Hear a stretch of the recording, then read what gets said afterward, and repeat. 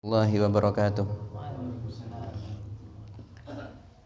Alhamdulillahi ala ihsani wa syukru lahu ala taufiqi wa amtinani wa asyhadu an la ilaha illallah wahdahu la syarika lahu ta'ziman li sya'nih wa asyhadu anna Muhammadan abduhu wa rasuluh ad-da'i ila ridwani wal hadi ila ihsani sallallahu alaihi wa ala alihi wa ashabihi wa a'wani wa sallama tasliman katsira.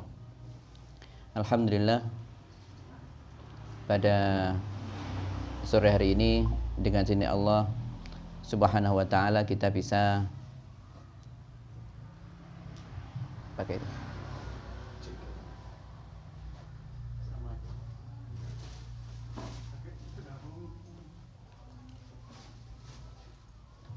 Tak pegang aja enggak apa-apa. Okay.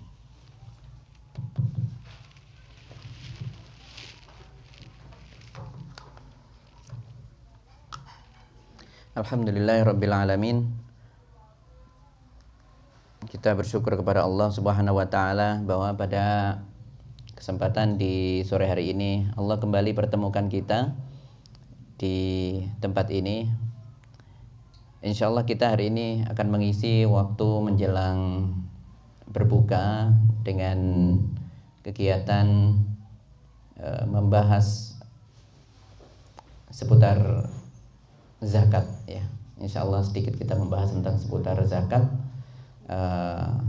Mungkin akan lebih berfokus kepada zakat mal dan fitrah, atau ada perdagangan juga, nanti ada zakat utang piutang, tapi kita tidak membahas secara mendalam, tentu tidak cukup waktunya membahas semua dengan mendetail. Insyaallah kita akan membahas di permukaannya saja insyaallah, dan mungkin ada sedikit praktek menghitung sedikit aja mungkin, ya. Baik, jemaah yang dimulakan oleh Allah Subhanahu wa taala, zakat ini menjadi bagian dari rukun Islam tentunya. Ya, di dalam sabda Nabi sallallahu alaihi wasallam disebutkan bunyal Islamu ala khamsin, syahadati an la ilaha illallah wa anna Muhammadar Rasulullah wa iqamis shalah wa ita'iz zakah. Jadi Islam itu didirikan di atas 5 pondasi. Jadi memang Islam itu diibaratkan sebuah bangunan yang dibangun di atas 5 pilar utama. Ya, yang pertama adalah 2 kalimat syahadat. Yang mana 2 kalimat syahadat ini menjadi hal yang paling awal yang harus dilakukan sebelum melakukan ibadah yang datang berikutnya seperti sholat, zakat, puasa Ramadan, dan ibadah haji. Maka di sini tadi disebutkan bunyal Islamu ala khamsin, yang pertama 2 kalimat syahadat, ya. Kemudian wa iqamis shalah, dan yang kedua adalah mendirikan salat, wa ita'iz zakah, dan berikutnya adalah pilar ketiga menunaikan zakat. Dan seterusnya, ada 2 lagi, yaitu puasa Ramadan dan haji di Baitullah bagi yang diberikan kemampuan secara fisik dan finansial. Berkaitan dengan firman Allah Subhanahu wa taala juga banyak hal yang menyebutkan tentang kewajiban zakat, ya. Di antaranya adalah di dalam surat yang sering kita baca, wa ma umiru illa liya'budullaha mukhlishina lahuddin hunafa'a wa yuqimus sholata wa yu'tuz zakata wa dzalika dinul qayyimah. Dan apalagi di dalam beberapa kesempatan, beberapa teks disebutkan dalam ayat-ayat Al-Quran itu letak zakat setelah sholat, menunjukkan pentingnya posisi zakat ini di dalam rukun Islam, ya, di dalam pondasi keislaman seseorang, ya.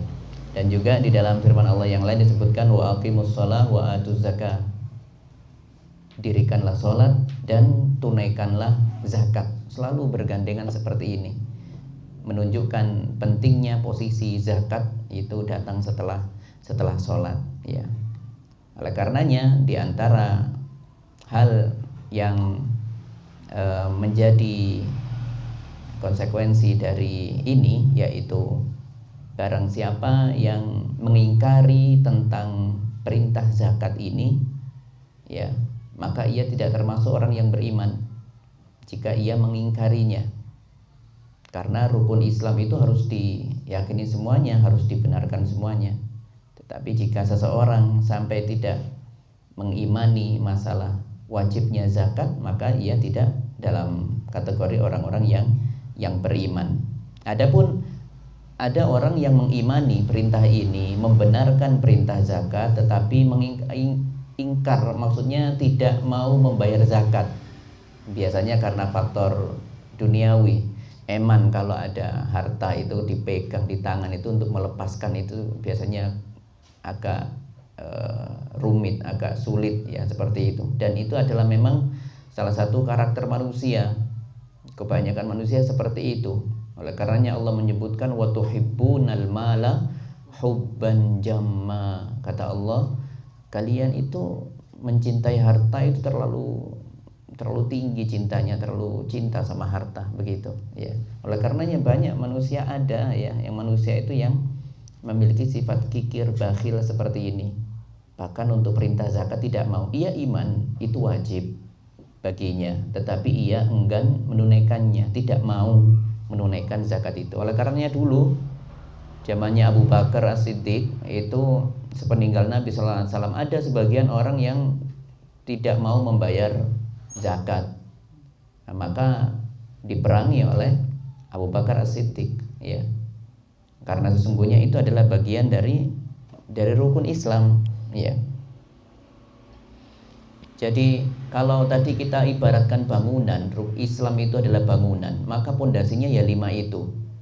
Adapun temboknya atau lantainya atau jendelanya itu berupa amalan ibadah yang lainnya. Tetapi 5 pilar utama itu adalah 2 kalimat syahadat, sholat, zakat, puasa, haji. Ini pilar utama semuanya. Bahkan di antara ulama mengkhususkan pilar yang pertama, kedua itu menjadi pilar yang paling utama dari yang utama. Tidak ada 2 ini, maka 3 lainnya pasti tidak ada, yaitu syahadat dan sholat. Makanya kalau orang sudah bersyahadat tetapi tidak mau sholat, ia ibadah puasanya puasa Daud sepanjang tahun misalnya, pokoknya tidak pernah luput dari puasa. Ia tiap musim haji setiap tahun misalnya, tetapi dia tidak pernah sholat, dia mengingkari perintah sholat, maka semuanya sia-sia, tidak dinilai. Karena pondasi utama adalah 2 dan 5 itu menjadi pondasi utama semuanya. Dan yang lebih utama dari yang utama itu ya 2 itu. Tapi yang saya ingin sampaikan bahwasanya zakat menjadi pilar di bangunan rumah. Jadi kalau ada tiang rumah 5 ya semuanya itu ya ada rukun Islam itu. Adapun tembok dengan perabot di dalamnya, kemudian tembok-temboknya, batu batanya, perhiasan-perhiasan di rumah, maka itu semuanya hanyalah perhiasan yang itu bisa diambil dari amalan-amalan kebaikan selain 5 tadi itu, yaitu yang sunnah-sunnah ya.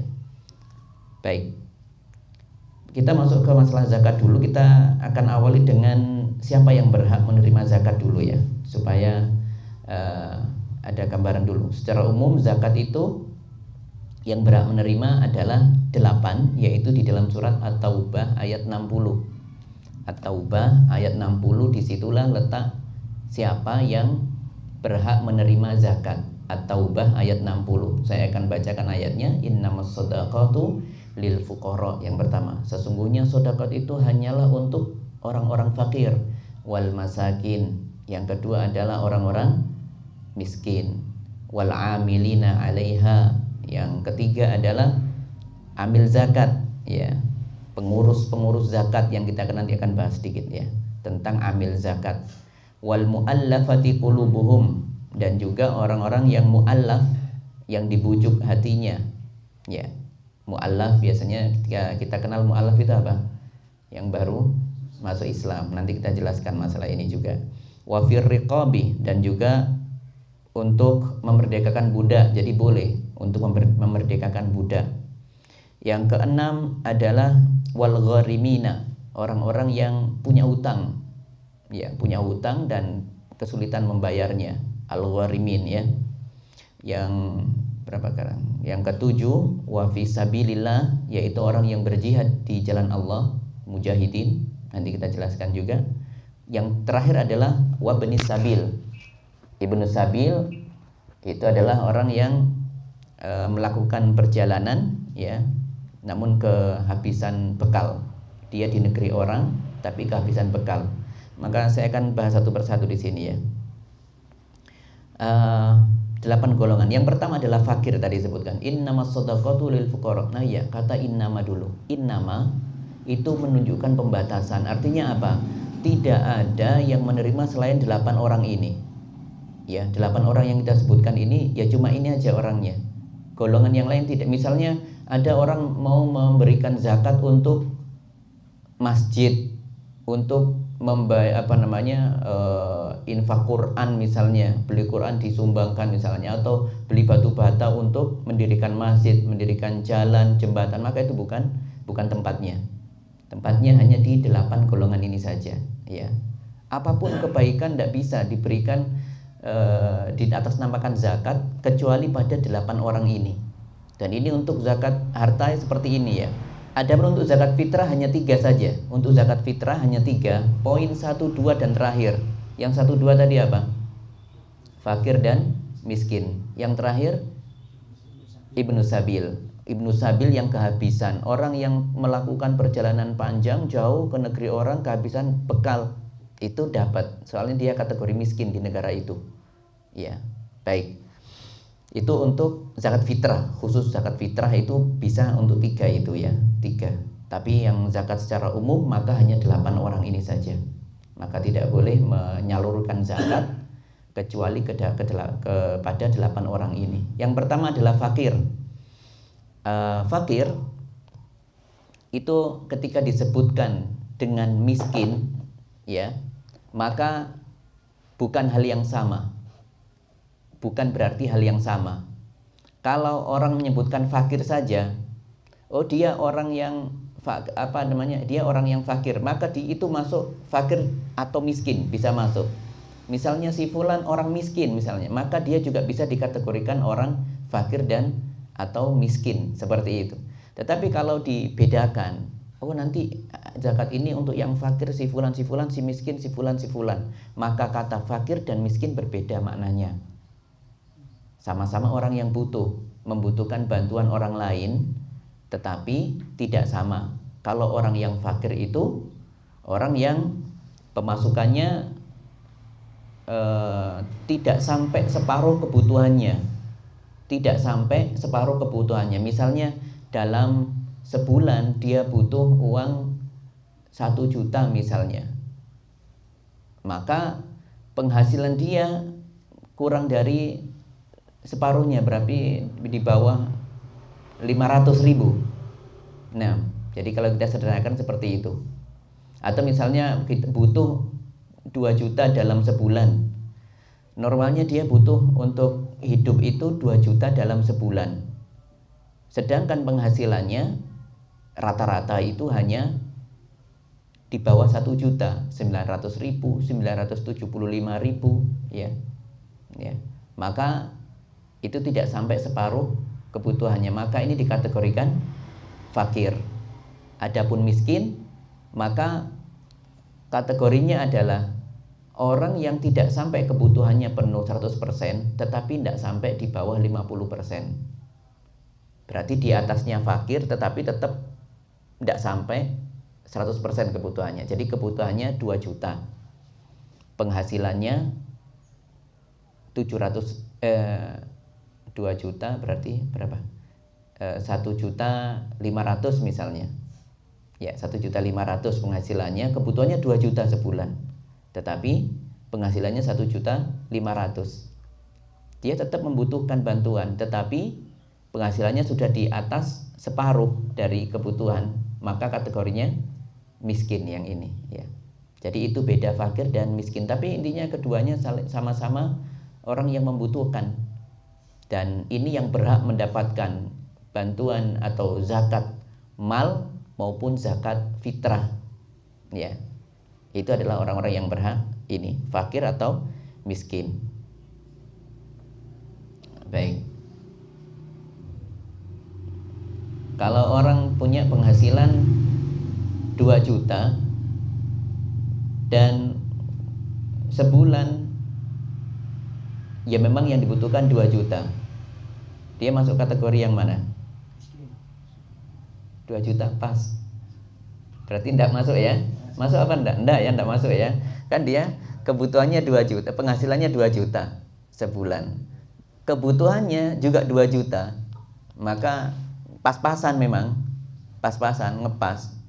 Ya, tapi tidak masuk kategori 2 ini, fakir atau apalagi fakir, miskin aja tidak. Tetapi kalau seseorang kebutuhannya 2 juta, penghasilannya 1.950.000, masuk mana itu? Miskin ya, udah clear ya. Nanti akan ada hubungannya soalnya nanti. Ya, baik, ini dulu. Sedikit aja ya. Sekarang nomor 3. Apa tadi yang ketiga? Wal amilina 'alaiha. Amil zakat. Amil zakat itu orang yang terlibat atau yang dilibatkan untuk mengurusi zakat, jemput zakat, menjaga, membagi, ngitung, nganter, dan mendistribusikan sampai dibagikan, membagikan sampai di tangan orang yang berhak. Saya ulangi, amil zakat itu mencakup orang yang ditugaskan, ya, ditugaskan oleh pemerintah misalnya, ya. Kalau zaman Nabi pernah mengutus seseorang untuk menjemput. Ini yang punya peternakan, yang punya perkebunan, yang punya ini perdagangan, ini coba diambil dihampiri, sudah waktunya bayar zakat atau belum, ya seperti itu. Kalau sudah waktunya maka dikumpulkan zakat itu, ya ditarik. Dan ini mengambil, menjemput, kemudian nanti dikumpulkan, dihitung, ya, kemudian menentukan siapa yang berhak mendapatkannya, diantar sampai tempatnya, sampai di tangan orang yang ini. Maka termasuk di dalamnya supir yang mengantarkan itu adalah amil, masuk bagian ini. Karena nanti ada haknya, amil ini punya hak untuk menerima zakat. Hatta orang kaya pun, misalnya ada orang kaya sekali, sudah tumpah-tumpah hartanya, saking banyaknya, ya. Kemudian ditunjuk untuk menjadi amil, maka tetap ia berhak mendapatkan zakat, ya, berhak mendapatkan zakat. Seperti itu. Tapi untuk diperhatikan di sini, zakat di situ bukan kemudian dia mendapatkan 2,5% langsung secara bulat begitu ya. Misalnya ada orang terkumpul zakat mal itu, misalnya terkumpul 1 M misalnya, kemudian dia langsung mengambil 2,5%-nya langsung seperti itu. Tidak boleh seperti itu ya.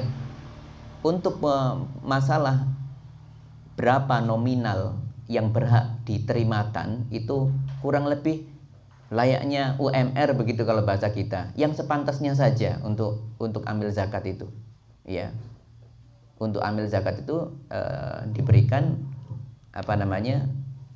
zakat itu sepantasnya saja. Tidak boleh mengambil, kalau dapat 1 triliun maka dapat berapa, kalau 2,5%-nya itu dapat rumah baru itu dia nanti ya. Maka akhirnya dia memilih badan-badan zakat yang besar-besar nanti nominalnya, kan seperti itu ya, supaya dapat bagian yang besar. Jadi setiap orang nanti yang terlibat itu berhak mendapatkan zakat, ya. Dan tidak boleh menolak di situ, tetap diterima. Adapun dia mau bersedekah, karena Umar itu dulu pernah menerima haknya, tapi kemudian menolak. Kata Nabi SAW, jangan ditolak, terima saja. Selama kau tidak mengharapkannya, tidak menginginkannya, tetap diterima. Adapun nanti urusan misalnya mau dibuat zakat, ya sudah, sedekahkan saja, tidak apa-apa. Tetapi intinya terima dulu, tidak boleh menolak, tidak boleh menolak. Dan ini terjadi pada zamannya Umar ketika Umar jadi khalifah. Apa yang terjadi pada Umar terjadi pada dirinya ketika jadi khalifah. Jadi ada seseorang juga sama seperti Umar, saya tidak mau menerima bagian saya untuk zakat ini. Maka kata Umar, saya juga dulu begitu, tapi tidak boleh sama Rasulullah gitu. Jadi alhamdulillah ada kisahnya Umar itu bisa ini ya menyebar. Jadi oh ternyata tidak boleh kita menolak ketika itu berhak, meskipun kaya, sekaya apapun. Apalagi uang zakat itu cuma mungkin tidak ada harganya, sedikit sekali, tetap diterima dulu, ya diterima. Itu bagiannya. Baik. Jadi bukan berdasarkan persentase ya tadi ya. Untuk ini zakat itu ambil didapatkan secukupnya, sepantasnya. Adapun kalau pengelolanya adalah yang ditunjuk pemerintah, misalnya di negara kerajaan Saudi misalnya, yang menggunakan penunjukan siapa saja yang menjadi amil zakat, dan itu sudah digaji oleh pemerintah, maka tidak boleh. Kalau ini pegawai pemerintah tidak boleh. Pegawai pemerintah tidak boleh dapat ini, ya. Baik. Kemudian yang keempat apa tadi? Wal muallafati qulubuhum, ya. Dan orang-orang muallaf. Singkatnya adalah muallaf itu adalah orang yang masih lemah imannya, dia baru masuk Islam. Ada muallaf ada dua ya. Ada muallaf yang Islam, ada muallaf yang kafir. Ya. Muallaf yang Islam itu adalah orang yang baru masuk Islam. Dia masih butuh motivasi, butuh kelembutan ya. Hal apa dikasih apa supaya tetap berada dalam agama Islamnya. Berat loh ya orang masuk ke Islam itu dari agama sebelumnya misalnya, itu butuh penguat dari orang-orang sekitarnya ya. Makanya perlu diucapkan selamat, sering-sering dikunjungi, diajak bicara, seperti itu.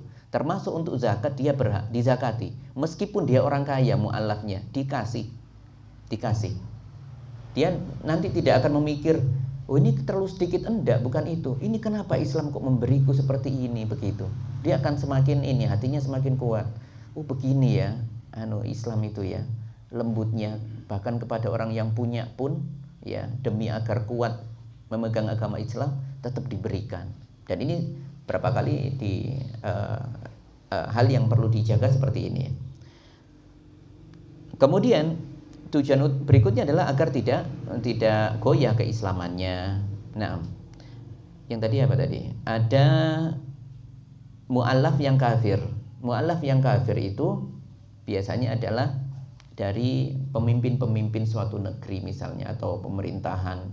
Kita misalnya ada seseorang tinggal di negerinya kaum non muslim, kan ada suatu daerah itu yang mayoritas non muslim di situ. Kaum muslimin hanya minoritas saja, sedikit jumlahnya. Ya, misalnya ya, tetapi kemudian orangnya sejahtera misalnya. Maka ada ada pengumpulan zakat nilainya cukup lumayan. Nah, maka di antara hal yang bisa diberikan adalah kepada orang yang non muslim di situ, tetapi pembesarnya saja. Tujuannya apa? Tujuannya supaya lunak, bisa memberikan keamanan, tidak memberikan ancaman, karena biasanya orang yang mayoritas ya itu merasa berkuasa, bisa berbuat semena-mena. Ada potensi untuk itu terjadi.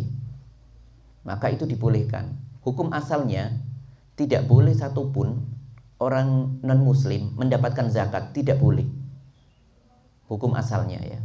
Jadi syarat yang pertama kali sebenarnya harus ada itu, yang menerima zakat hanyalah orang muslim, bukan orang non-muslim. Ini kita bicara zakat ya. Zakat seperti itu.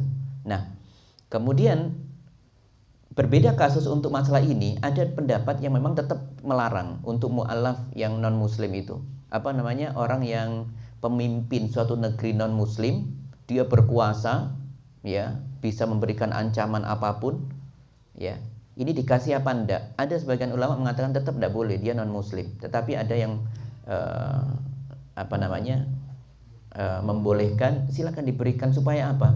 Supaya orang Islam tetap bisa menjalankan ibadahnya dengan tenang, tidak terancam, dan bahkan itu bisa menyebabkan pemimpin ini senang dengan Islam dan masuk Islam.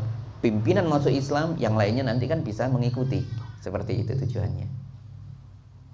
Nah, jadi itu adalah mu'allaf. Jadi ada mu'allaf kalau kita membahas tadi ini berarti mu'allaf ada yang mu'allaf muslim, ada mu'allaf yang masih kafir ya.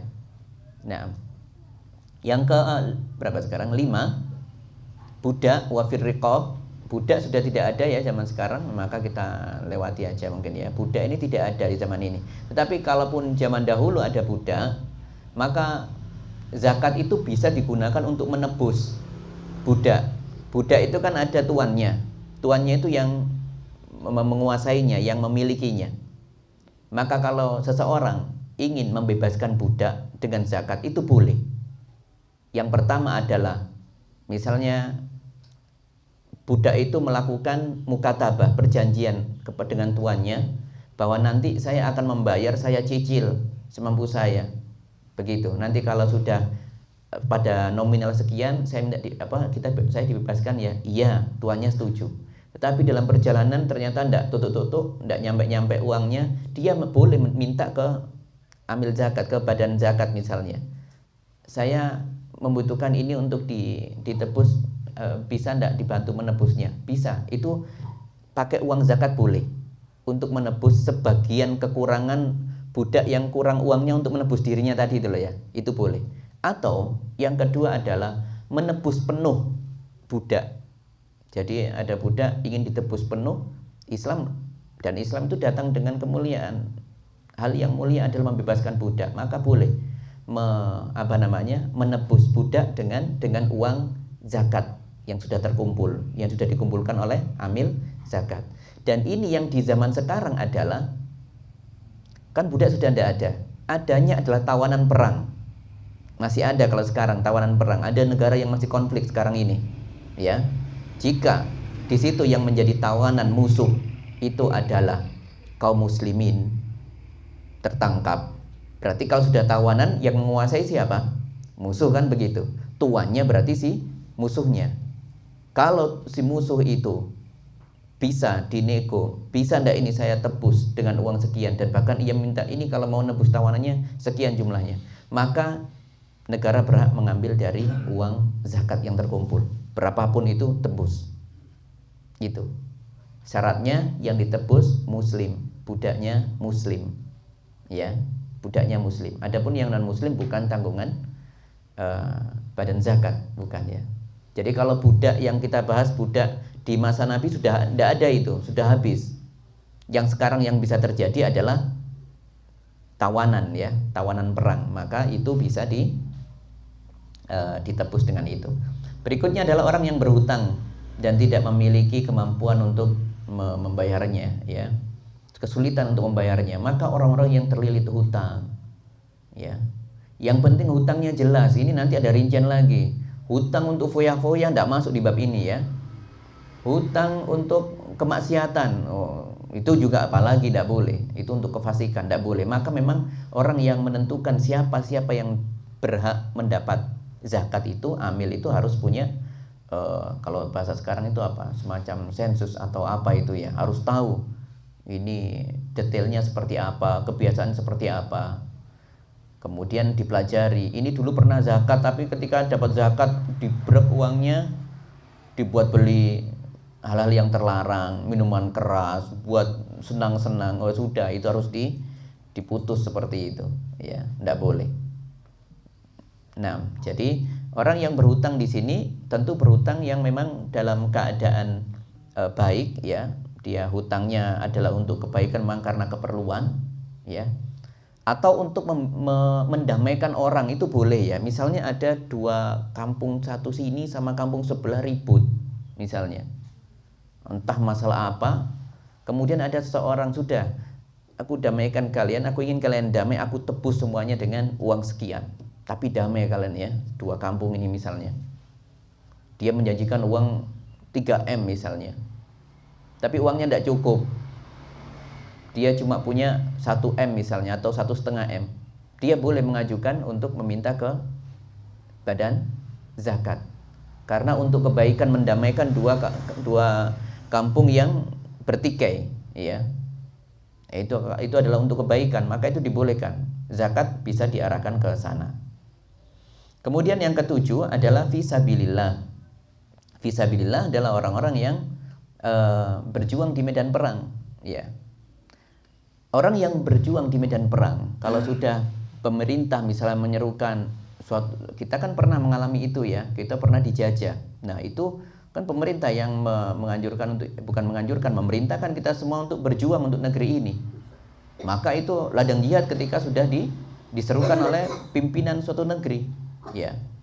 Meskipun nanti orangnya kaya, ya, tidak butuh zakat, tetapi dia terjun langsung di medan perang, maka orang ini berhak mendapatkan bantuan zakat.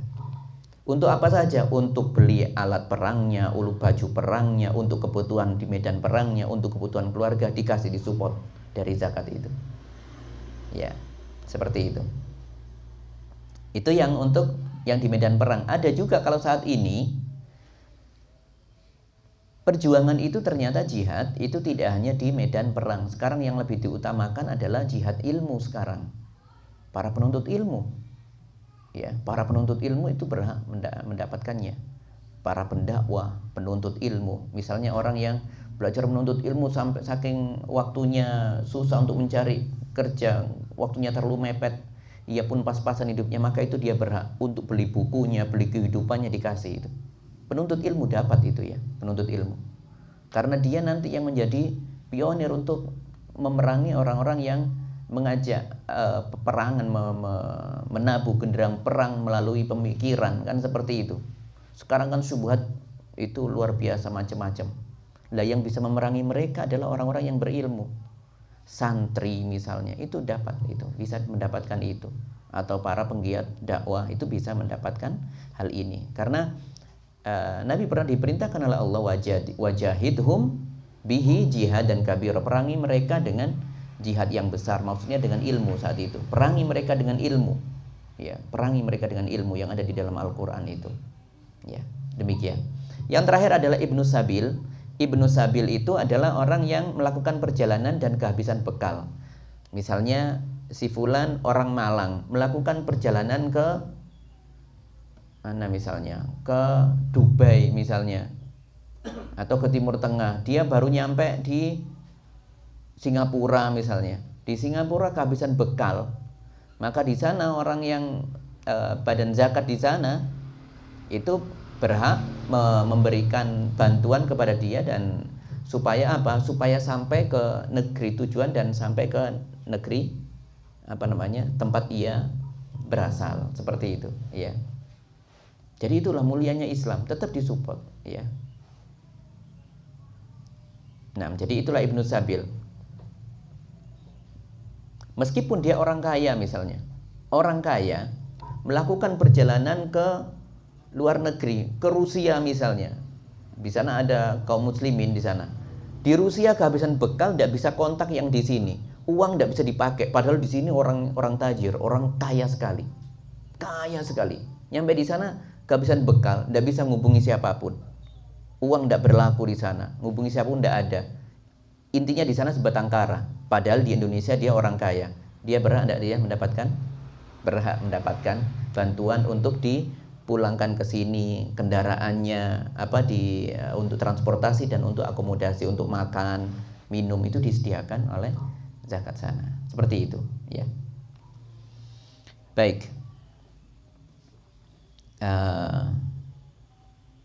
Ini ya, jadi 8 golongan yang berhak mendapatkan zakat. Mari kita masuk ke zakat mal dulu, ya. Zakat mal dan zakat fitrah, insya Allah. Zakat mal. Sekarang zakat mal dulu. Zakat mal ini agak perlu nulis ya mungkin ya, mungkin atau perlu dicatat atau ini kalau memungkinkan ya. Zakat emas, perak dan uang. Ini satu pembahasan ini ya. Emas, perak dan uang. Untuk zakat emas, perak dan uang, maka kita bicara emas dan perak dulu sebagai pangkalnya ada di sini, emas dan perak. Kapan seseorang memiliki emas dan perak dan terkena wajib zakat, maka ada 2 syarat. Yang pertama adalah masuk nisabnya. Nisab itu adalah kadar minimal barang yang dimilikinya. Kadar minimal ya terkena wajib zakat. Berapa? Kalau emas minimal punya berapa gram.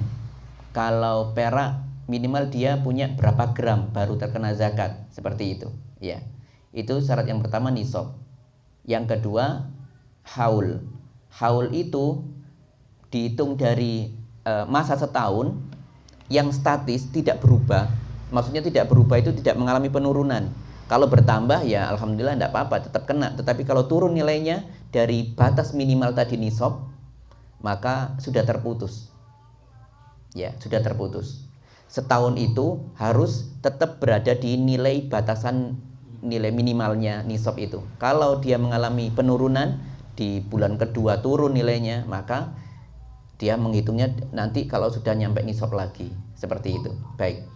Sekarang langsung masuk ke emas dulu. Emas itu nisabnya adalah 20 dinar. 20 dinar per dinarnya kalau sekarang itu kita mungkin lebih sederhanakan 4,25 gram. 4,25 gram. Emas ya, ini kita bicara emas. Berarti kalau 20 kali 4,25 totalnya adalah 85 gram emas. Jadi ini adalah pendapat yang salah satu pendapat, yaitu Syekh Utsaimin rahimahullah taala menentukan batas minimal kepemilikan emas itu kalau seseorang memiliki 85 gram emas. Gampangannya digramkan aja. Kalau dinar, kita di Indonesia tidak mengenal dinar ya, jarang mengenal dinar, maka dikonversikan saja. Kita mengikuti yang 4,25 per dinarnya, jadi ketemunya 85 gram. Sekarang emas berapaan? 1 juta. Betul ya? Lebih enggak? Kurang lebih. Oh iya, kurang lebih ya. Kalau orang mengatakan 500 itu zaman dulu ya. 500.000 itu 10 berapa puluh tahun yang lalu itu. Ya. Kalau sekarang saya pernah melihat beberapa hari yang lalu itu ada yang sampai di titik 1.200.000. Ya, segitu. Antamnya, iya betul ya, 1 juta, masih segitu ya. Kurang lebihnya di angka 1.200.000. Cepat ya emas itu naiknya ya. Ini emas yang batangan, bukan emas Mas Salim, Mas. Ya, baik, berarti taruh saja kalau 85 kali 1.200.000 pinten, Mbak Ndiko? 85 pinten? Tak ngitung. 85 gram dikali 1.200.000 102 juta kalau diuangkan ya. Kalau diuangkan, karena nanti ada hubungannya dengan uang juga. Langsung kita konversikan saja. Orang kalau punya emas ya, apakah itu emas perhiasan ataupun emas simpanan? Emas perhiasan, ibu-ibu masuk punya 85 gram emas mau dipakai semuanya perhiasan. Cincin semua dipakai, gelang dipakai 85 gram. Kemungkinan enggak ya. Ini tetap kena ya. Saya lebih cenderung kepada pendapat yang mengatakan perhiasan wanita itu tetap kena. Dan itu lebih aman. Ya, lebih aman. Karena ada yang mengatakan itu untuk saja, untuk yang selain perhiasan, emas selain perhiasan, berarti emas batangan begitu ya.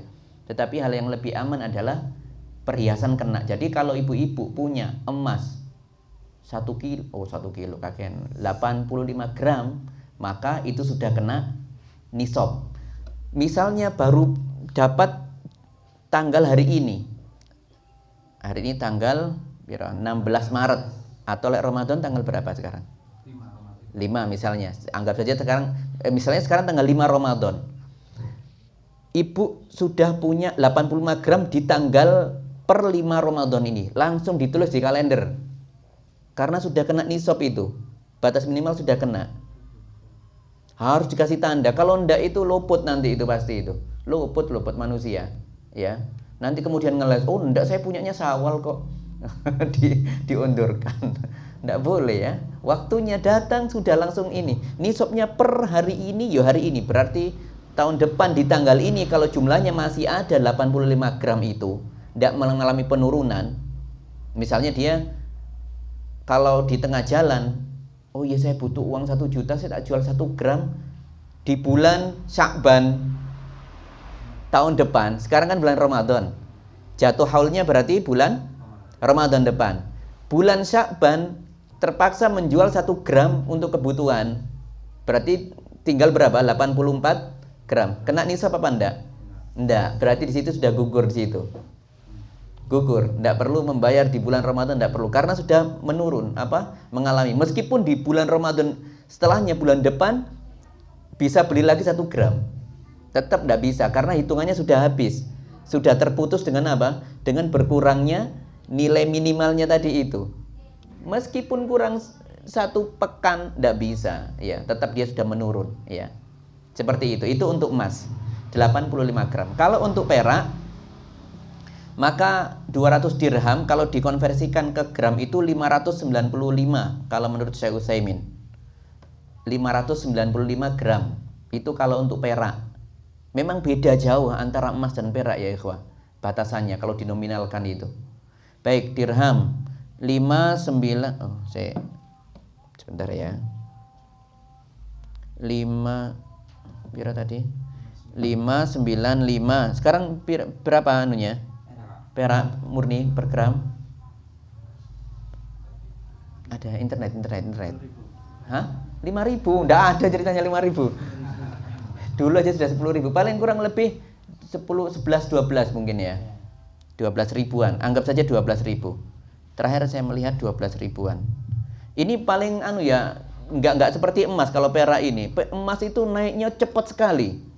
Kalau perak itu cenderung stabil, bahkan dalam 5 tahun, 10 tahun itu paling naiknya cuma 1.000. Kadang enggak sampai. Berapa itu? Ada dapat? 12 berapa sekarang? 600 ya. Sebelumnya itu paling cuma 12.100 gitu. Mudahnya enggak banyak-banyak naiknya itu. Itu perak. Baik, kalau 12.000 dikali 595 maka ketemunya 7.140.000 kalau dirupiahkan. Jauh ya bedanya ya. Mau pilih yang mana antum? Kena nisabnya. Ya, mau pilih yang mana? Pilih kalau diuangkan mau kena nisabnya perak apa nisabnya emas? Emas saja. Iya. Tapi yang lebih baik itu adalah yang perak. Karena apa? Supaya orang yang tidak punya itu segera dapat ini. Karena apa itu namanya? Ada ayat hakun lisaili wal mahrum itu gimana itu? Hakun maklum lisaili saya lupa itu. Bagi orang-orang yang membutuhkan itu dia punya hak. Artinya apa? Orang-orang miskin, orang-orang fakir yang 8 golongan tadi itu berhak dengan hak kita. Maka semakin mengikuti nisab yang rendah, maka semakin banyak nanti zakat yang bisa disalurkan. Itu yang paling aman. Jadi kalau sudah punya perak jumlahnya 595 gram maka harus dizakati. Dan ini sekarang konsekuensinya ke uang sekarang. Karena sekarang kita juga menggunakan tukarnya itu dengan uang.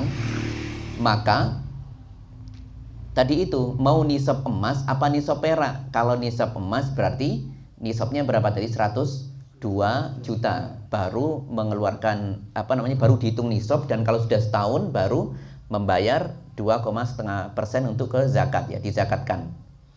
Kemudian kalau mengikuti zakat perak maka berapa tadi? 7.100.000 atau digenapkan mungkin 7.200.000 ya, 7.200.000 7.200.000 maka sudah disedekahkan atau dizakatkan 2,5%-nya atau 1/40-nya ya. Dan ini ya ikhwah sama juga dengan masalah uang. Kalau ada uang di tangan sejumlah 7 juta sekian maka dia sudah masuk harus mengeluarkan zakat. Tapi kalau ada orang yang tetap pengen yang di emas, ya nanti kalau sudah ada uang 102 juta di tabungan, ya. Sekarang kan sudah ada di bank biasanya, sudah di tabungan ya, di tabungannya. Kalau di tabungan sekarang dilihat aja tabungannya mau ikut yang mana, yang 102 apa yang 7.200.000. Kalau yang aman yang 7.200.000 berarti berapa seperempat puluhnya kan enggak terasa begitu ya, kalau sedikit lah ya daripada yang emas. Kalau emas itu kalau 102 ketemunya berapa itu 1/40-nya? Hah? 2,5 juta? 2,5 juta ya, 2,5 juta. Lumayan kan? Nah, 2,5 juta itu kalau satu orang, maka kalau banyak orang kan enak ya. Baik, kasusnya sekarang. Tadi berapa nisabnya emas? Berapa gram? 85 gram. Peraknya berapa? 595. Saya punya emas 81 gram. Terus punya perak 500 gram. Dan saya ada uang 6 juta. Bayar apa orang ini? Bayar dong buatan. Emasnya kena enggak itu emasnya? Enggak kena. Perak? Enggak kena. Tapi ada uang berapa tadi? 6 juta. 6 juta kena enggak? Enggak. Kalau saja saya enggak punya uang, cuma emas dan perak saja, maka ini enggak bisa digabungkan. Emas dan perak selamanya tidak bisa digabungkan. Tetapi kalau ada uang cash, itu bisa digabungkan ke salah satunya. Ya, perak tadi saya punya berapa? 500 gram. Ya, kan belum kena nisab. Nisabnya berapa perak? 595. 6 juta di uang saya ini bisa nggak untuk beli apa itu? Yo perak malah kena nisab kan ya. Jadi sudah kena nisab toh. Berarti kita sudah kena nisab di situ. Kena nisabnya adalah mulai angka itu. Berarti nanti dihitung baru hitung semuanya. Tetapi kalau emas perak saja tidak bisa ketemu. Tidak bisa ketemu. Kalau emas perak saja harus ada uang ininya, uang cash atau uang di tabungan, pokoknya uang di tangan yang gampang diambil. Utang nanti kita ada bahasan sendiri nanti ya kalau utang. Langsung saja sekarang mungkin ya karena waktunya mepet. Kalau hutang gampang diambil, maka itu dihitung seperti anggapannya seperti uang kita di tangan. Utang senganggal diambil, kan ada itu jenis manusia yang minjemnya ngotot, balik noy angel itu kan ada. Maka ini tidak bisa dihitung seperti uang yang ada di tangan kita, tidak bisa. Ya, tidak bisa. Berarti kalau saya punya contoh lagi misalnya, saya punya perak 590 gram. Tidak nyampe nisab, kan nisabnya 595. Saya tidak punya uang cash. Saya punya uang saya dihutang orang, diutangi, piutang namanya ya. Uang saya dipinjam orang, nominalnya 6 juta dan mudah dibayar. Saya tahu orangnya itu amanah, mudah membayarnya. Kapanpun saya ambil bisa. Maka ini terkena nisab. Karena digabungkan 6 juta dengan perak 590 gram tadi, ya. Tetapi ketika saya punya 590 gram, yang utang ini wangel bayarnya. Saya tidak punya uang di pegangan, cuma ada 100.000 saja. Uang yang diutang itu, dipiutang itu ada 6 juta. Maka ini tidak kena nisab karena angel ngambilnya. Susah ngambilnya ya, susah ngambilnya. Baik, seperti itu ya ikhwah ya. Jadi untuk praktek nisab itu seperti itu ya. Nisab emas itu seperti itu. Baik. Saya punya uang 15 juta Ramadan yang lalu. Tanggal 5 Ramadan yang lalu atau 6 Ramadan saja ya. 6 Ramadan yang lalu saya punya uang 15 juta. Kalau kena nisab enggak itu kalau perak? Kena ya, baik. Kemudian di bulan Sya'ban kemarin ternyata berkurang, sempat di Sya'ban itu tinggal 6 juta. Kemudian di Ramadan ini kembali lagi ke 15 juta. Bayar apa enggak saya? Kena wajib zakat apa enggak? Kenapa enggak? Turun tadi ya, turun dari nisabnya. Turunnya belum sampai 1 tahun ya, kena babnya ya. Jadi tidak bisa membayarnya. Seperti itu ya, wah, itu contoh-contoh yang sederhana seperti itu. Baik. Kita masuk saja sekarang ke zakat utang piutang sekarang ya. Yang ringan-ringan saja.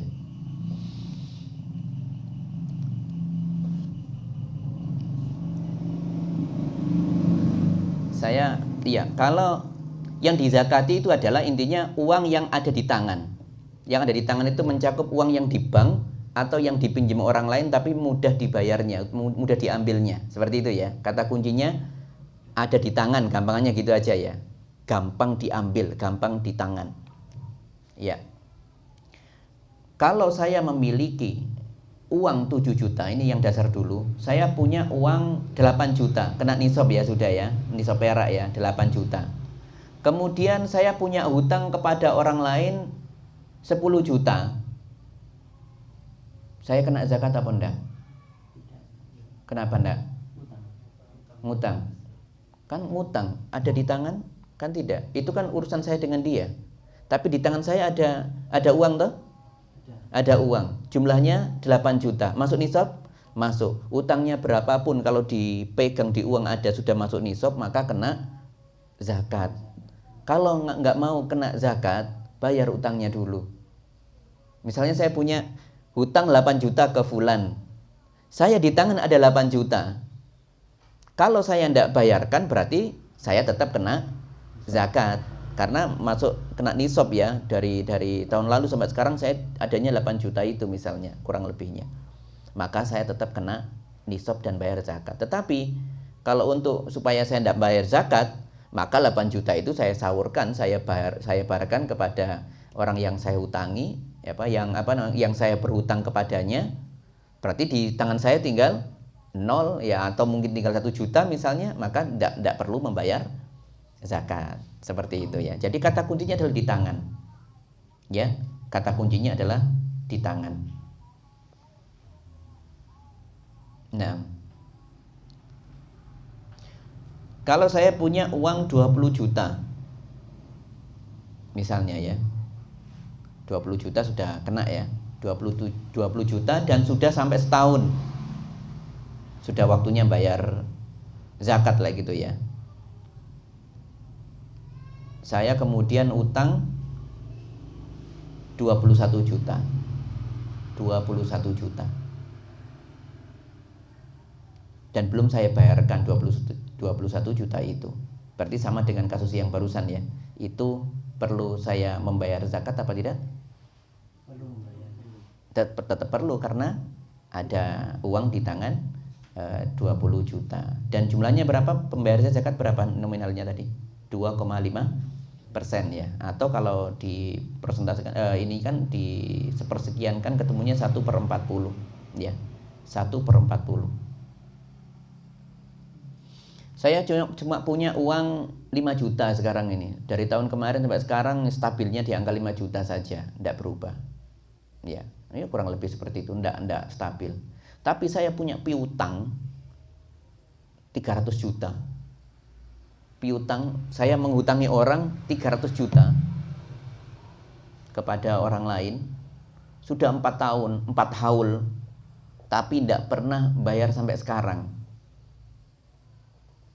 Saya bayar zakat apa enggak? Saya punya piutang banyak itu. Enggak? Susah diambil ya. Kalau tergantung ya. Jadi jawabannya susah tergantung ya. Tadi kategorinya susah diambil karena sudah 4 tahun gak bayar-bayar. Berarti masuk kategori susah diambil. Kecuali kalau orangnya ini 300 juta tadi itu setiap setahun atau jatuh tempo dia selalu nyicil bayar sekian, maka tetap kita membayar zakat. Lah kemudian tahun kelima, tadi 4 tahun itu tidak bayar-bayar. Tahun kelima dia bayar lunas ke saya 300 juta. Saya bayar zakat apa enggak? Nunggu 1 tahun. Nunggu 1 tahun. Iya, betul. Jawabannya nunggu 1 tahun karena yang dipegang baru beberapa saat kan itu belum 1 tahun. Iya. Saya ulangi, saya punya piutang, dipinjam uang saya 300 juta dipinjam orang, 4 tahun tidak bayar. Harusnya kan kalau itu ada di tangan saya harus membayar zakat di situ. Sudah 4 haul loh ya, 4 haul nominalnya tetap lagi itu, harus membayar zakat. Tetapi karena ini tidak bisa bayar, 4 tahun tidak pernah membayar, maka saya tidak terkena zakat. Ternyata alhamdulillah tahun kelima bayar total 300 juta. Pada tahun ke-5 di tanggal 5 Ramadan ini sudah masuk haul yang kelima sekarang ini. Haul yang kelima kalau normal. Berarti saya tadi jawabannya perlu membayar apa enggak? Enggak, karena nunggu satu tahun ke depan. Tapi di antara ulama mengatakan hal yang aman adalah bayar yang setahun saja. Bayar zakat yang setahun untuk paling aman. Bayar yang setahun terakhir ini saja. Setahun terakhir ini dibayar. Itu yang paling aman. Tetapi mengikuti yang pertama juga tidak apa-apa. Tapi ijtihad ulama mengatakan yang setahun terakhir ini boleh dibayarkan. Itu lebih baik, lebih aman. Adapun 4 tahun yang berlalu tidak perlu dibayar. Karena di situ adalah masa-masa kesulitan di situ ya. Masa-masa tegang ya. Tidak dibayar-bayar duit segitu. Tidak dibayar-bayar itu ya mengerikan sekali itu rasanya. Ngeri-ngeri sedep gitu ya rasanya. Seperti itu ya ikhwan. Nah, baik. Langsung kita masuk ke dagangan sekarang ya. Dagangan, zakat barang dagangan. Ada khilaf di sini. Ada yang mengatakan ada zakat perdagangan, ada yang mengatakan tidak. Tapi tetap kita mengambil hal yang lebih cenderung kepadanya. Pendapat yang lebih cenderung kepadanya adalah zakat dagangan itu ada ya, barang dagangan. Barang dagangan misalnya orang pedagang, maka nilai dagangannya itulah yang ketika sudah masuk nisab itu terkena zakat. Itu tidak termasuk toko ya, yang dijual aja. Kalau misalnya orang punya toko itu kan bukan hal yang diperdagangkan, itu kan fasilitas saja. Maka nilai harga tokonya tidak perlu. Misalnya orang punya ruko di sana, toko pinggir jalan misalnya, dia harganya atau belinya itu 300 juta misalnya. Barang dagangan di dalamnya yang diperjualbelikan cuma nilainya 50 juta. Maka yang dihitung yang mana? 50. Yang 50-nya. Karena yang itu cuma fasilitas saja. Jadi tidak perlu dihitung yang 300 juta harga tokonya itu. Yang pokoknya yang diputer itulah yang dizakati ya. Yang diputer itulah yang dizakati ya. Apapun itu ya. Ya, apapun itu harus dizakati. Nah, kapan perdagangan itu terkena zakat? Ya sama, tentunya adalah ada haul dan nisab. Makanya orang pedagang itu kan perlu mencatat itu modalnya berapa yang sudah masuk, gitu loh ya. Dagangan itu berapa? Kalau sudah masuk nisab, langsung dilingkari di kalender. Oh, tanggal 6 Ramadan misalnya. Berarti 6 Ramadan tahun depan kalau masih ada sekian, tidak mengalami pengurangan dari nilai nisabnya, maka di situ ia kena zakat. Tetapi hal yang diperhatikan berikutnya, ternyata ada hal yang lainnya. Dia memang mau niat menjualnya begitu ya. Karena ada orang memiliki sesuatu, kita di luar toko sekarang ya. Di luar toko sekarang. Kalau tadi toko kan jelas, orang kalau sudah di toko, pasti kan barang di situ dijual semuanya. Tetapi kan ada orang pedagang yang tidak perlu punya toko, misalnya jualan sepeda, jualan motor, ya, atau jualan yang lainnya yang tidak perlu ada toko. Baik, saya berikan contoh begini saja. Kita kan punya kendaraan. Terkadang itu muncul dalam pikiran, ini kendaraan saya beli, harganya murah, ini tak jual lagi ya. Ini berarti kalau sudah ada niatan jual lagi, inilah yang kena zakat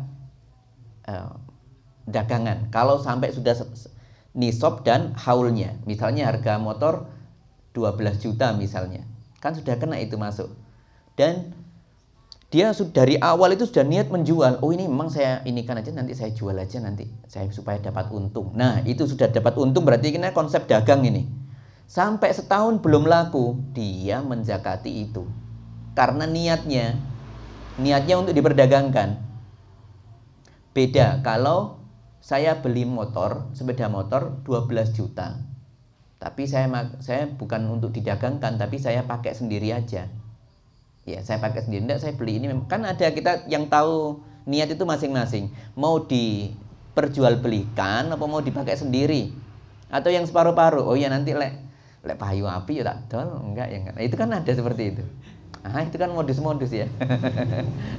Boleh. Nah, kalau sampai terbersit nanti ketika dia sampai sudah melakukan usaha untuk menjual, maka di situ dinilai sudah dia mau melakukan perdagangan. Misalnya, saya tak upload nang Facebook, apa namanya itu, marketplace misalnya. Berarti sudah ada usaha untuk menjual toh, untuk mendapatkan untung toh. Ya. Berarti sudah kena bab dagang enggak itu? Kena. Kalau sudah sampai nisab dan haulnya, dia perlu zakat apa tidak? Kena, harus bayar zakat. Tetapi kalau saya membeli barang, memang saya maunya untuk sendiri, ternyata setelah 2 bulan saya pengen ganti ini, tak ganti enggak cocok sama ini, kok pengen yang warna pink misalnya, atau warna apa gitu, ganti warna misalnya, atau ganti merek misalnya, saya tak jual aja 2 bulan. Maka ini kena apa enggak? Enggak kena, karena enggak ada hubungan untuk ngambil untung, kan enggak ada di situ. Inginnya cuma apa? Inginnya untuk masalah pribadi, saya enggak suka, saya ingin menjual gitu aja. Sama dengan rumah. Ini loh rumah, ada rumah yang ditinggali sekarang misalnya. Dia belinya rumah itu niatnya untuk apa? Oh, nanti saya ini aja tak buat tempat tinggal aja. Tapi lek ada kesempatan menjual, lek payu tinggi, ya tak jual. Ya. Selama dia belum memunculkan niatnya dengan menjualnya, menawarkan, maka belum ada itu. Orang dilihat itu niatnya apa? Niat menjualnya itu paling nyata adalah kalau sudah menawarkan kepada orang. Kalau dia sudah menawarkan kepada orang sambil ditempati rumahnya, maka dia tetap kena zakat karena ada niat untuk menjualnya, kan seperti itu. Ya, untuk menjualnya. Itu kena. Jadi babnya urusannya dengan niat kalau jual beli. Dan ini yang tahu hati kita masing-masing. Karena hati itu selalu berbolak-balik, ya. Terkadang pengennya pakai sendiri aja, kemudian lihat, loh aku dapatnya murah, jualnya kan lumayan kan, dapat untung 1 juta misalnya. Oh, enak tak gitu. Beli beras banyak itu kan begitu misalnya. Maka ketika sudah muncul itu, ya, maka itu sudah terkena barang dagangan dan harus kena zakat. Baik, sedikit lagi ya. Sekarang saya punya tanah. Saya membeli tanah ukuran 1000 meter persegi misalnya, 1000 meter persegi. Kemudian ini nanti saya belinya di tanggal 4 Ramadan kemarin. Itu sudah kena nisab kan kalau dari sisi harga? 1000 meter persegi, enggak tahu berapa itu harganya. Kira-kira berapa 1000 meter persegi itu? Kalau harga tanah 1 juta, 1 miliar misalnya gitu, gampangnya yang 1 miliar aja, udah kena sekali itu kalau kena zakat. Nah, tinggal belinya itu untuk apa niatnya, kembalikan ke situ. Kalau niatnya saya jual lagi, maka semenjak beli dan sudah di tangannya itu ditulis di kalender, ini tanggal haulnya start dari ini, tanggal 4 Ramadan misalnya. Berarti 4 Ramadan depan. 2 tahun lagi di 4 Ramadan, 3 tahun Ramadan lagi, kalau belum laku-laku, tetap di setiap tahunnya membayar zakat. Kalau tidak punya uang, ditunda nanti waktu laku tidak apa-apa. Tapi ditulislah di haul pertama belum bayar zakat, haul kedua belum bayar zakat, jadi punya utang. Utangnya sama yang sana, soalnya itu berat itu ya, sama yang punya semuanya ini ya. Ya itu berat itu urusannya, harus ditunaikan. Kalau 4 sudah haul 4 kali, berarti utangnya 4 kali. Ya, 4 kali haul. Jadi kalau laku misalnya 1000 itu berapa? 1 M itu berapa no? 25 juta ya. 25 juta ya, baik. Berarti setahunnya 25 juta zakatnya, belum ada uang. Tahun kedua haul kedua berarti 50 juta, ya kan? Kan 25 tambah 25. Tahun ketiga 75 juta. Ini uang berat, ini uang besar itu ya. Dan tidak ada uangnya seperti saat itu, maka itu boleh dihutang dulu, ya nanti dibayar ketika ada azam. Kalau nanti laku, dibayar waktu laku saja. Itu kalau niat dijual. Kalau niat disewakan beda sendiri, beda lagi. Kalau niat disewakan, berarti yang dihitung bukan nilai jualnya, tetapi nilai sewanya. Nilai sewanya itu masuk apa enggak, nanti masuk nisab apa enggak. Tetapi misalnya setahunnya disewa 30 juta misalnya, berarti kan kena itu 30 juta. Berarti yang dihitung adalah 2,5% dari 30 juta, bukan yang 1 M. Ya, bukan 1 M. Oh iya, saya lupa. Untuk harga nanti mengikuti tanah per tahun beda ya. Tanah itu naiknya cepat sekali tanah itu ya. Cepat apa enggak ini? Cepat ya. Maka lah ini harus dituntut kejujuran seorang muslim di sini. Tahun depan apakah harganya tetap 1 M? Misalnya di harga pasar, oh sekarang nambah 1 juta per 200.000 per meternya. Coba kali 1.000, ini kan sudah kelihatan kali 1.000 meter persegi. Berarti tahun depan ada kenaikan itu. Nilai jualnya bukan 1 M lagi, tetapi 1 juta, misalnya 1 M 20 juta misalnya. Dan 2 tahun, 3 tahun, 4 tahun bisa beda, bisa ketemu di tahun yang keempat itu nilai jualnya 1,2 M misalnya. Nah itu nanti disesuaikan, kita yang hitung sendiri, dituntut kejujuran. Yang dihitung bukan nilai belinya, bukan lagi nilai belinya, tetapi nilai jualnya. Nah itu persentase dari nilai jualnya, seperti itu. Iya. Nah itulah, kalau untuk disewakan maka yang diambil bukan dari nilai jual, tapi nilai sewa ya, nilai jasa ya, itu ya istilahnya ya. Oke, seperti itu ya. Nah kalau saya beli tanah itu, saya niatkan ndak saya jual, ndak saya sewakan, saya buat gudang, kayak gudang buat bahan barang-barang saya, ndak menghasilkan, kena zakat ndak? Ndak, karena ndak memberikan keuntungan di situ, ndak ya. Pokoknya selama menghasilkan keuntungan maka dapat, kena zakat, kata kuncinya itu. Nah kalau saya tanah itu kemudian saya niatkan, saya tak tanduri jagung wes gitu, saya tanduri jagung atau padi misalnya, padi, maka nanti apa kenanya? Zakat pertanian yang padi itu saja. Haulnya padi berapa kali setahun?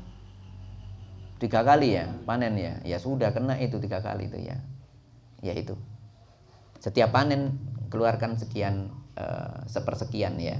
Tergantung airnya dari mana, ini air hujan apa enggak, nanti ada perhitungan sendiri ya. Tapi ala kulli hal di sini ada pembahasan sendiri. Jadi niatnya untuk apa kalau dagang itu, intinya di situ ya. Intinya untuk situ. Sama kalau mau beli rumah tadi itu, beli rumah ternyata dikoskan. Nah, dikoskan itu kalau sudah mencapai nisab dalam setahun, maka dia kena, yang terkena bukan harga rumahnya tetapi harga apa? Harga kosnya itu ya, kos akumulasinya berapa dalam setahun itu ya. Kalau kena nisab ya sudah bayar dari, misalnya ada pemasukan 40 juta, berarti diambil 2,5% dari 40 juta itu. Jangan ngambil dari rumahnya, tekor nanti antum ya. Sudah habis ini. Zakat fitrah 1 ya, 5 menit ya, 5 menit zakat fitrah. Zakat fitrah tadi yang punya jatah siapa yang berhak? Cuma 3 tadi dari 8. 2 pertama dan 1 terakhir siapa? Fakir miskin dan Ibnu Sabil. Siapa yang berhak, yang harus mengeluarkan zakat itu siapa? Orang muslim, bayi kena, orang yang bebas, budak kena. Ya, yang di bawah tanggungannya itu dibayari. Seperti itu, ya. Jadi tidak menuntut harus orang kaya, tidak. Syaratnya cuma 1. Kalau dia itu punya 1 sok makan untuk besok, maka selebihnya dia terkena zakat. Saya ulangi, kalau seseorang di akhir bulan Ramadan itu, di akhir bulan Ramadan ya, di akhir bulan Ramadan itu masih dia memiliki 1 sak makan, 1 sak itu gampangannya 3 kilo beras misalnya, untuk besok hari dimakan, selebihnya maka dia kena zakat. Besok kan saya masih bisa makan dengan 3 kilo itu, maka dia terkena zakat itu. Dan hitungannya per orang ini ya, per orang. Biasanya yang menanggung adalah yang ini ya, seorang kepala keluarga biasanya. Bapak itu menanggung istrinya, anak-anaknya ya, yang turun dan yang ke atas itu di bawah tanggungan dia. Ya, seperti itu. Itu untuk zakat fitrah. Kapan? Siapa mereka? Syarat berikutnya adalah yaitu orang yang mendapati tenggelamnya atau terbenamnya matahari di akhir bulan Ramadan. Ini misalnya besok hari raya. Ini kan mau maghrib ini nanti. Mau maghrib. ada bayi lahir sebelum maghrib, kena zakat apa enggak? Loh, sudah dapat maghrib atau belum dia? Kan belum.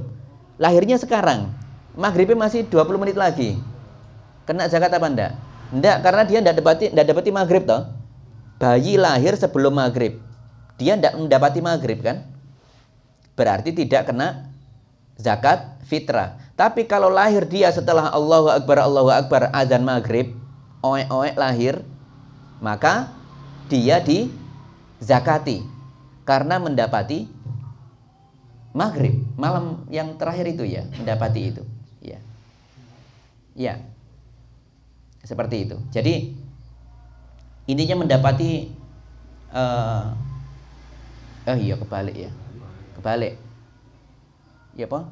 Dia mendapat, iya berarti sebelumnya, kebalik saya ya, kebalik ya. Bayi dilahirkan sebelum maghrib dan mendapati maghrib itu, mendapati maghrib berarti kena. Kalau dia lahirnya setelah maghrib berarti tidak kena. Lawannya adalah orang yang meninggal.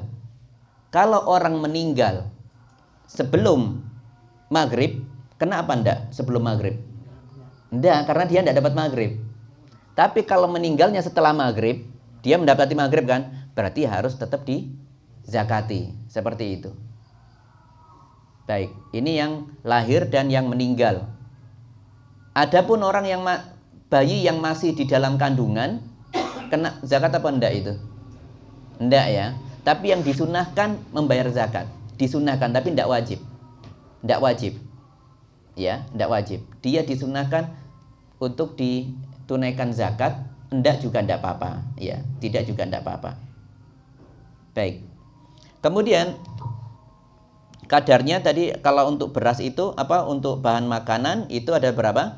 Satu sok. Satu sok itu begini.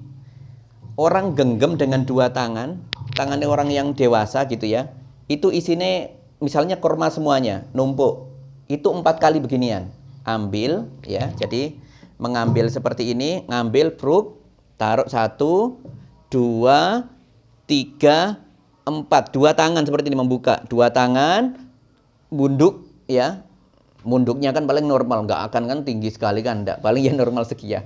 Ya yang normalnya sekian ambil, misalnya kurma ambil, lek makanannya kismis ya kismis, lek makanannya di sini gandum beras, ya ambil beras seperti ini. 4 ini, 4. Ya kurang lebih kalau ditakar antara 2,5 sampai 3 kilo, tapi para ulama mengatakan yang paling aman 3 kilo ya. Per orang, per jiwa ini urusannya. Bukan orang yang mampu saja, tapi orang yang tadi kategorinya punya 1 sok untuk besok, dia sudah kena zakat. Adapun ketika dia miskin, tetap dia menunaikan zakat, tapi dia juga berhak mendapatkan zakat. Ya, kalau orang miskin, maka orang miskin tapi punya uang 1 sok untuk besok masih ada, dia kena membayar zakat, tetapi dia juga berhak mendapatkan zakat lebih dari itu. Ya, seperti itu. Nah, kemudian untuk membayarnya, menunaikan zakat itu bisa kita bayar zakat sehari, 2 hari, 3 hari sebelum didistribusikan. Kita misalnya bayarnya ke amil zakat misalnya, kita ngumpulkan di badan zakat misalnya. Sehari, 2 hari, 3 hari itu yang disebutkan para ulama. Boleh sehari, 2 hari. Hari rayanya masih hari Rebo, maka hari ini sudah bisa ya. Hari ini apa Sabtu? Berarti hari Ahad ya, Ahad, Senin, Selasa. Ya, Ahad, Senin, Selasa itu masih bisa Ahad. Ya, 3 hari itu masih boleh. 2 hari sebelum hari raya juga boleh. 1 hari juga boleh. Tidak harus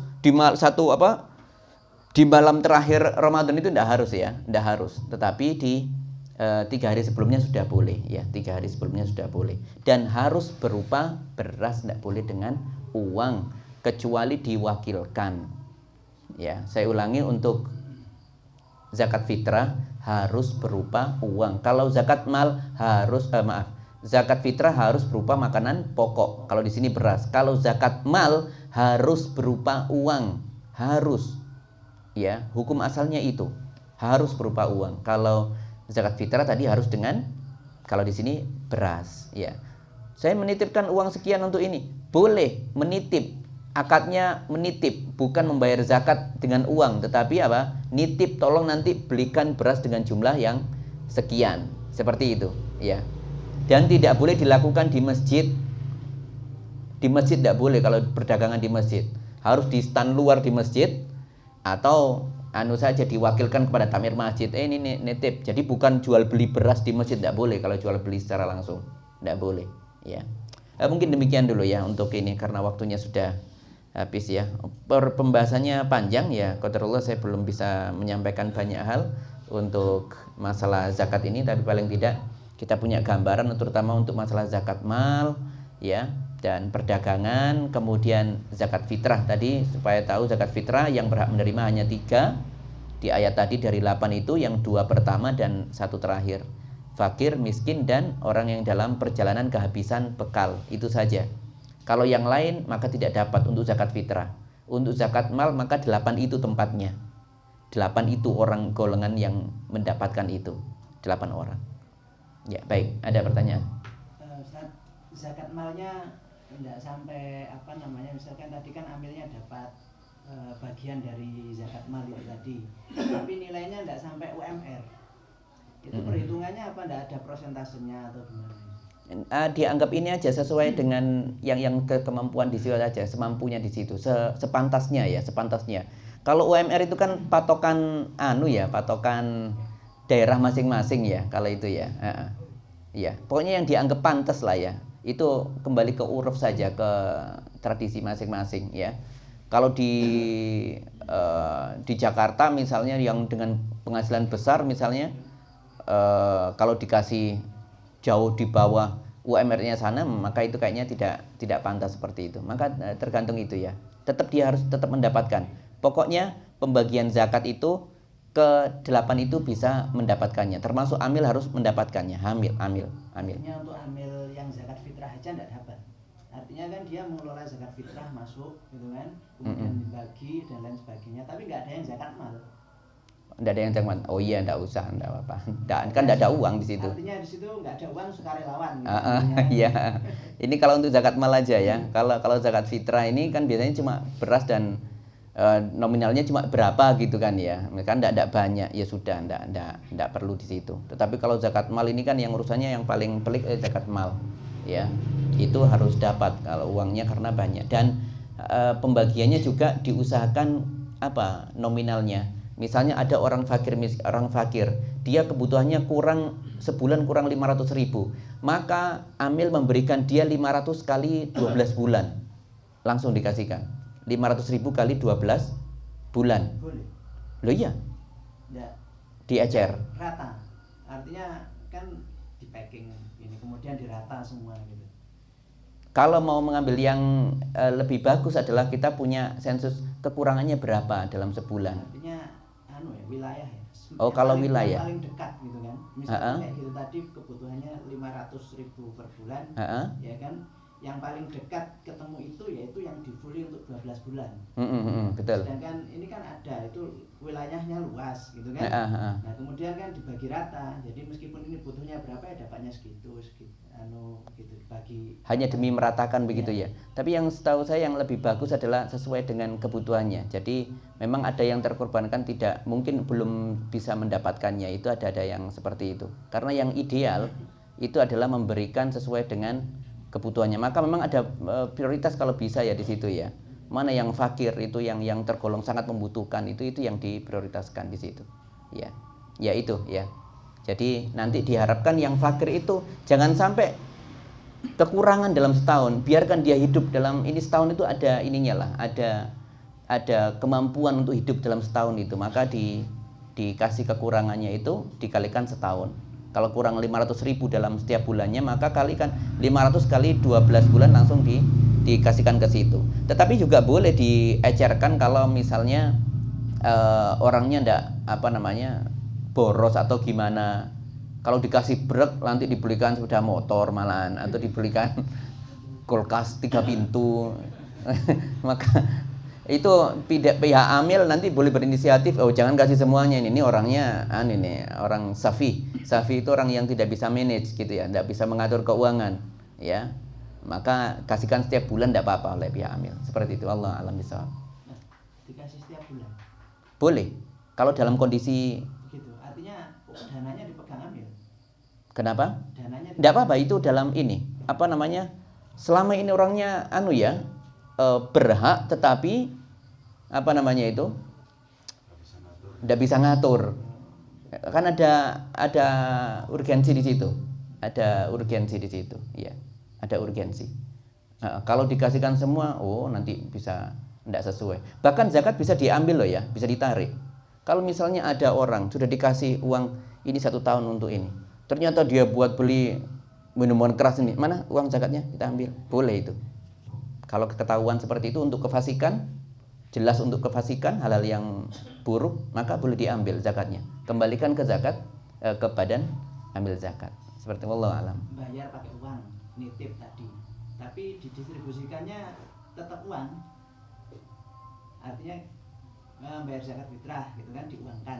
Zakat fitrah, diuangkan. Kan artinya tadi kan nitip kan? Nitip. Untuk dibelikan beras. Tapi disebarnya dalam bentuk uang tetap. Tidak bisa. Harus beras. Bisa dalam keadaan terpaksa. Misalnya ini dalam keadaan terpaksa ya. Yang mendapatkan yang jatahnya ini beras ini rencananya dibawa ke pulau seberang. Ternyata perjalanannya di situ ada faktor cuaca dan sebagainya. Intinya nggak bisa nyampe sana kalau bawa beras. Maka dititipkan transfer ke sana, seorang ini tolong anukan untuk dibelikan di sana, itu boleh. Nah, kalau uang nggak boleh ya, hukum asalnya kalau zakat fitrah harus barang makanan, kalau mal harus mal. Baik, kita cukupkan dulu ya, insya Allah sambil ini sudah mau maghrib ya. Jazakallah khair. Nanti kalau ada yang masalah-masalah yang lebih rumit, nanti tanya ke Ustaz Aziz saja ya. Baik, nanti semoga ada waktu kesempatan bisa bahas lagi perlahan-lahan masalah zakat ya, satu persatu, karena zakatnya masih banyak pembahasan, itu ada aja pembahasan itu rumit memang. Saya pun tidak menguasai banyak untuk zakat, nanti hanya yang beberapa hal yang diketahui. Jadi bisa nanti kalau di Malang ketemu Ustadz Kuku, tanya ke Ustadz Kuku ya gitu ya. Atau yang ini ya. Baik, saya rasa demikian, kita tutup dengan kafaratul majlis. Subhanakallahumma hamdika asyhadu an la ilaha illa anta astaghfiruka wa atubu ilaik. Assalamualaikum warahmatullahi wabarakatuh.